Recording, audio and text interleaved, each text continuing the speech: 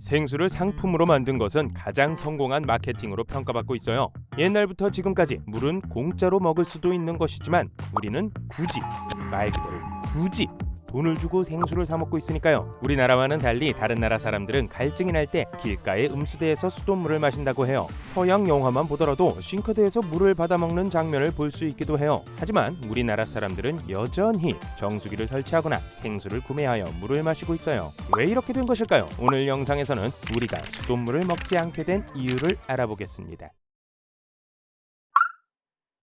5, 60대 분들은 어릴 적에 수돗물이나 우물에서 끌어올린 물을 마셔본 경험을 해보셨을 겁니다. 하지만 시간이 흘러 지하수가 오염되었다는 소식이 들리기 시작하면서 안전하고 깨끗한 물을 마시려는 사람이 늘어났죠. 한 조사에 따르면 수돗물을 마시는 물로 사용하는 사람의 비율이 2004년에는 60% 이상이었고 이 중 물을 바로 마시는 사람은 6%, 끓여 마시는 사람은 54% 정도로 매우 높았어요. 이러한 비중은 10년이 지난 2014년에는 많이 줄어들어 각각 10%, 23%로 나타났고 수돗물을 식수로 이용하는 비중은 33% 정도밖에 되지 않았어요. 이러한 변화가 일어난 원인으로는 1991년 3월에 발생한 낙동강 페놀 오염 사건을 언급할 수 있습니다. 이 사건은 국민MC 유재석 씨가 과거 91년도 대학 개그제에서 개그 소재로 사용한 것이 뒤늦게 화제가 되기도 했죠.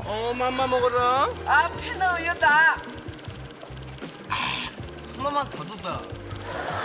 페놀은 옷 등에 사용되는 색소를 만들 때 쓰이는 물질로 특유의 냄새를 가지고 있어요. 그리고 이것의 독성은 매우 강하기 때문에 인체에 해롭죠. 그리고 수돗물에서 발암 물질 중 하나인 트리팔로메탄이 검출되면서 수돗물에 대한 좋지 않은 인식이 강해지기도 했어요. 감사원이 국회에 제출한 자료에 따르면 전국 17개 정수장에서 이 물질이 과다하게 포함되어 있었습니다. 이외 전반적인 수질이 2, 3급수로 낮아진 것 또한 수돗물에 대한 좋지 않은 인식이 퍼지게 된 원인이었죠. 그리고 시민들의 경제적 수준이 올라가면서 몸에 좋고 깨끗한 물을 마시고자 하는 마음이 커지는 것 또한 원인 중 하나였습니다.